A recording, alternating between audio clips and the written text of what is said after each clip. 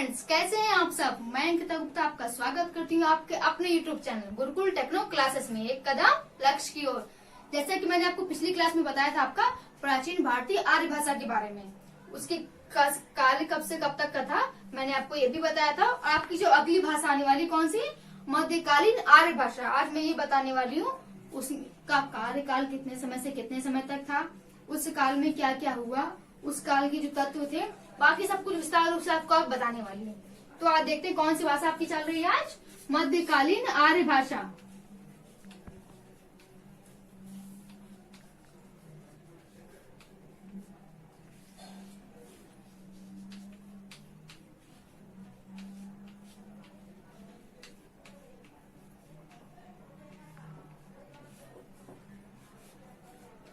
दूसरी कौन सी हो गई आपकी, मध्यकालीन आर्य भाषा। इसका जो आपको मैंने समय सीमा बताई थी, कितनी समय सीमा बताई थी आपको हमने, याद कीजिए। इसकी समय सीमा आपको बताई थी हमने 500 ईसा पूर्व से 1000 ईस्वी तक। कब तक की बताई थी, 500 ईसा पूर्व से लेकर 1000 ईस्वी तक।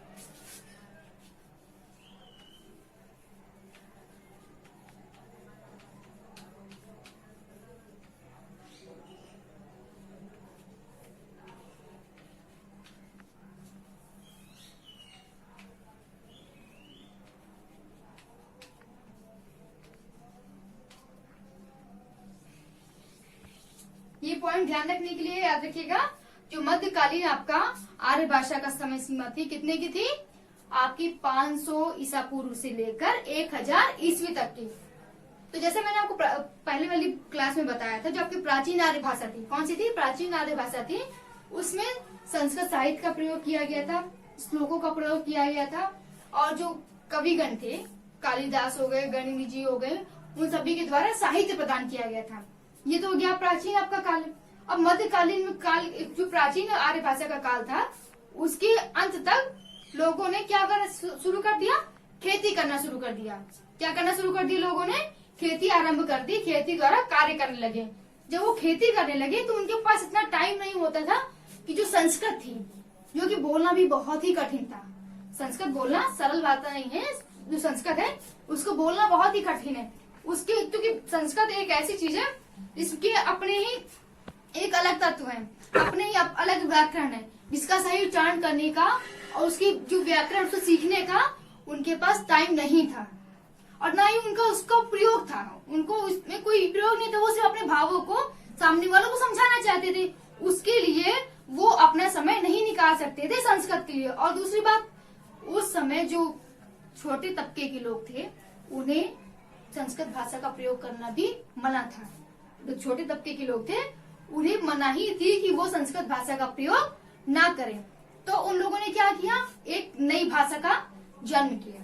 किसका, नई भाषा का विकास किया, ताकि वो जो अपने भाव है दूसरों को बता सके। जो उनकी टूटी फूटी भाषा थी उसको उन्होंने एक नया रूप का विकास किया। तो वो किस काल में किया, मध्यकालीन काल में किया। तो जो आपका मध्यकालीन काल है उसको भी उन्होंने 3 भागों में विभाजित किया। कौन से भागों में विभाजित, मध्यकालीन काल भी हमारा 3 भागों में विभाजित है। और जो मध्यकालीन काल है, जो हमारे क्या बोलते हैं बुद्ध भगवान थे, जो महात्मा बुद्ध थे, उनके समय की जो उपदेश है ये मध्यकालीन काल के ही है। किस काल के हैं, मध्यकालीन काल के ही हैं। तो आज देख लेते हैं जो हमारा मध्यकालीन काल किन भागों में विभाजित हुआ है।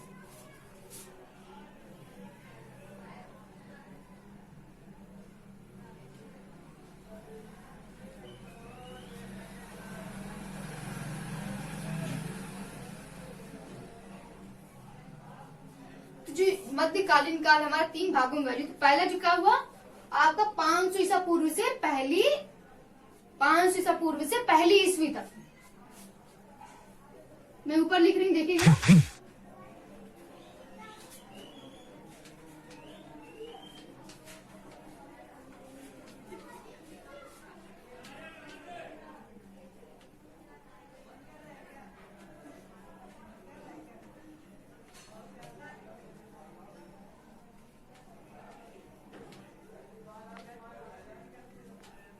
जो पहले कार्यकाल का विभाजन हुआ वो 500 ईसा पूर्व से लेकर पहली ईस्वी तक का हुआ। कब तक का हुआ, 500 ईसा पूर्व से पहली ईस्वी तक का।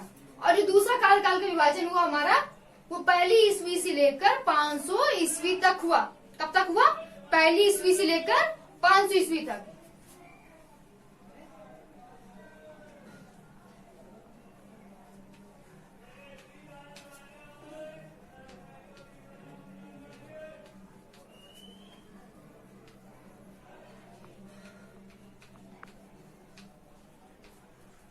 जो दूसरा कार्यकाल का विभाजन हुआ वो हमारी पहली ईस्वी से लेकर 500 ईसा पूर्व तक हुआ।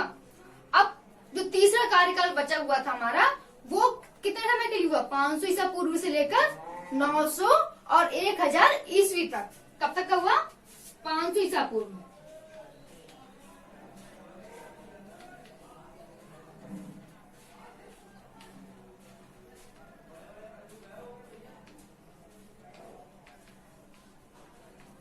जो तीसरा कार्यकाल माना गया वो हमारा माना गया 500 ईस्वी से लेकर 9000 या 1000 ईस्वी तक।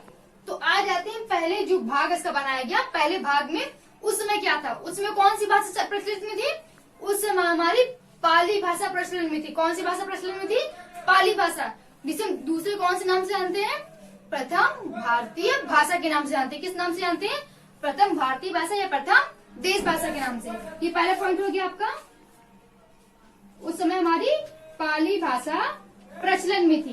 कौन सी भाषा प्रचलन में थी? पाली भाषा, जिसे हम प्रथम देश भाषा के नाम से भी जानते हैं।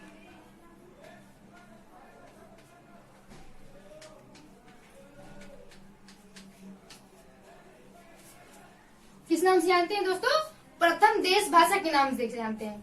और जो बुद्ध जी ने हमारे आदेश दिए थे, जो बुद्ध महात्मा बुद्ध थे, उन्होंने जो आदेश दिए थे, अपने भावों को बताया था, लोगों के जो मस्तिष्क में जो विचार थे उनकी जो सद्बुद्धि को बढ़ाया था, उनके जो विचारों का अवलोकन किया था, उनके भावों को बढ़ाया था। वो उन्होंने कब किया था? इसी भाषा में ही किया था। किस भाषा में किया था? पाली भाषा में। जो महात्मा बुद्ध का कार्यकाल था वो पाली भाषा के समय का था। पाली की भाषा के समय ही उन्होंने अपने उपदेश दिए थे।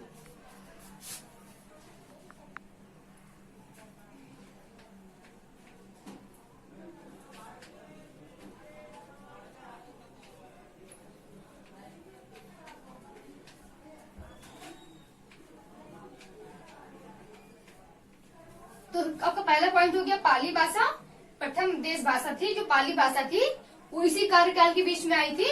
और दूसरा पॉइंट आपका ये हो गया, जो महात्मा बुद्ध जी थे उन्होंने जो उपदेश दिए थे वो आपके पाली भाषा में दिए थे, जो कि मैं आपको पिछली क्लास में बता चुकी हूँ। ये आपका हो गया पहला कार्यकाल। और जो दूसरा कार्यकाल आपका पहली ईस्वी से लेकर 500 ईसा पूर्व तक का। कौन सा? पहली ईस्वी से लेकर 500 ईसा पूर्व तक का।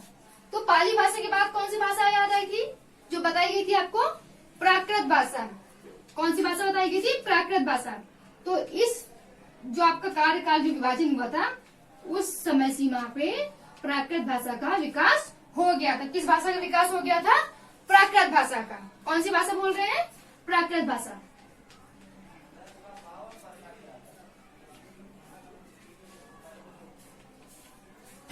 उस समय सीमा पे प्राकृत भाषा का विकास हो गया था। और आपका दूसरा पॉइंट, जब ये कार्यकाल विभाजन हुआ था उस समय हमारे कौन से महात्मा आए हुए थे?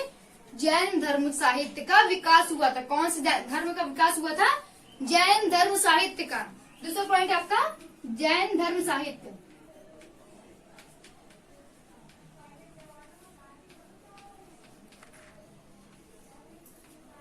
तो आप बोल सकते हैं, अगर पूछा जाए क्वेश्चन में कभी आपको, जैन धर्म साहित्य है वो किस भाषा में दिया गया था? किस समय भाषा के कार्यकाल में था? प्राकृत भाषा के कार्यकाल में था, जो कि मध्यकालीन भाषा के अंतर्गत था।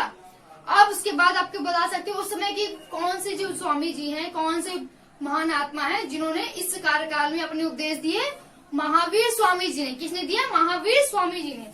ये आपका तीसरा पॉइंट हो गया।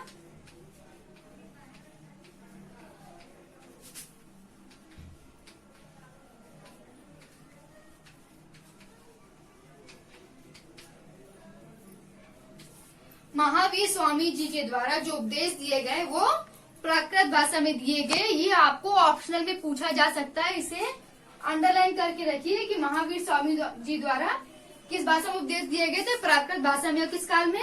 मध्यकालीन भाषा काल में दिया गया था। मध्यकालीन आर्य भाषा काल में दिया गया था।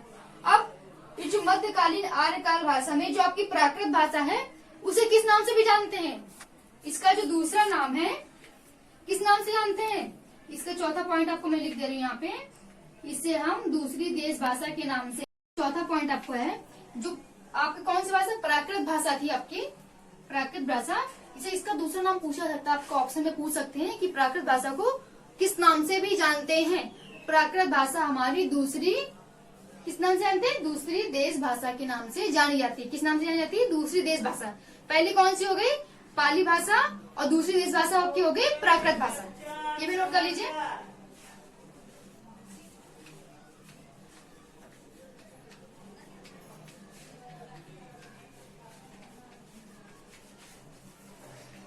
ये जरूरी पॉइंट है तो आप अंडरलाइन करके चलिएगा कि दूसरी देश भाषा प्राकृत भाषा है, या प्राकृत भाषा को दूसरी देश भाषा के नाम से भी जाना जाता है।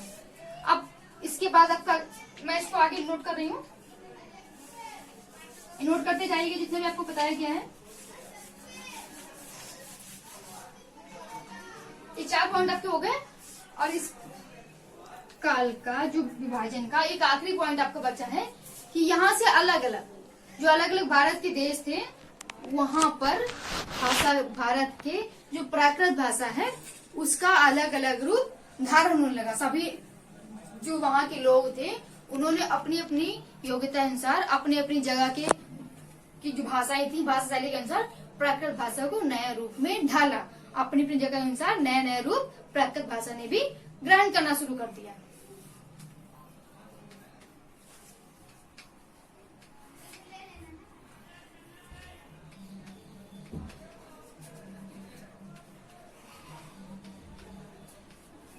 भारत के जो अन्य अलग अलग जो जगहें थी, स्थान थे, उन्होंने प्राकृत भाषा को अपनी भाषा शैली में ढाल लिया।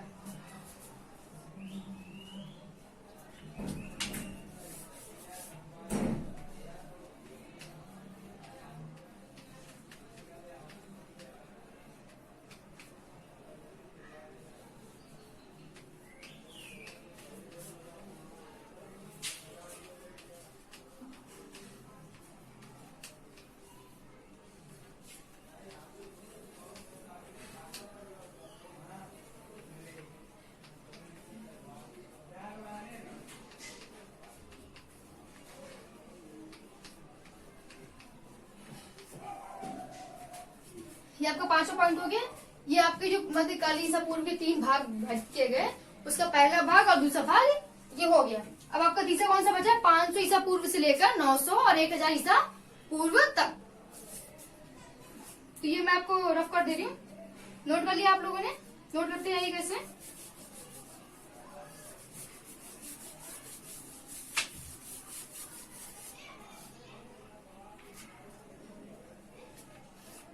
तो बात आती है आपके तीसरे कार्यकाल में। तीसरे कार्यकाल की शुरुआत की जो आपका लास्ट आपका अंतिम चरण जो बताया विभाजन हुआ, इस काल में जो आपकी प्राकृत भाषा थी वो अपने पद से भटक गई।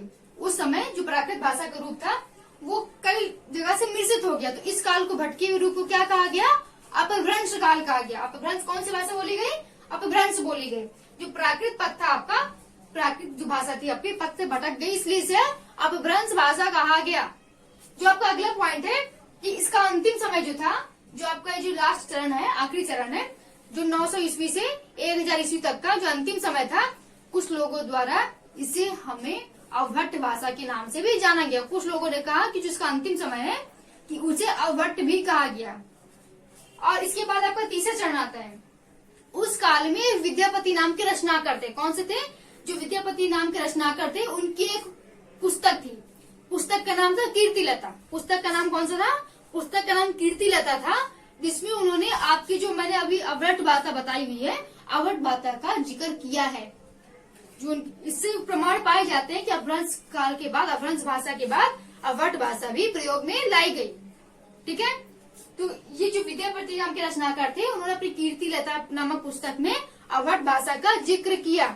तो आप ये भी कह सकते हैं जो आपका अपभ्रंश काल है, अपभ्रंश काल का पूर्ण विकसित रूप कौन सा हो गया? अवभट्ट भाषा हो गई। जो आपकी अपभ्रंश भाषा थी उसका पूर्ण विकसित रूप आपका क्या कहलाएगा? अवभट्ट भाषा कहलाएगा। तो ये आपके मध्यकालीन भाषा के 3 चरण थे जो विभाजन किया गया था। उसमें जो मेन बातें आपकी पॉइंट थे, जो मेन भाषा का प्रयोग किया गया, वो मैंने आपको बता दिया इस आपकी क्लास में। और जो आपकी अगली क्लास आने वाली है उसमें इस काल में जो अपभ्रंश भाषा आपकी थी, किन किन क्षेत्रों में उसका क्या क्या प्रभाव पड़ा, उसका विकास कैसे हुआ, और मध्यकालीन के अंत में क्या क्या युद्ध हुए, आक्रमण हुए, और किन किन रचनाकारों ने अपनी क्या क्या बातें बोली, क्या क्या अर्थ निकाले, अपने क्या भाव रखे, वो मैं आपको अगली क्लास में बताने वाली हूँ। तो मैंने आपको जो आज की क्लास बताई है प्लीज ध्यान से नोट कर लीजिएगा, समझ लीजिएगा, और जो कुछ भी ना समझ में आए प्लीज कमेंट बॉक्स में जरूर बताइएगा। तो प्लीज आज की आपकी क्लास यही समाप्त होती है। इसे लाइक करें, कमेंट करें, सब्सक्राइब करो, शेयर करना बिल्कुल मत भूलिए, ठीक है। तो प्लीज घर पे रहें, सेफ रहें, खुश रहें। Okay, thank you.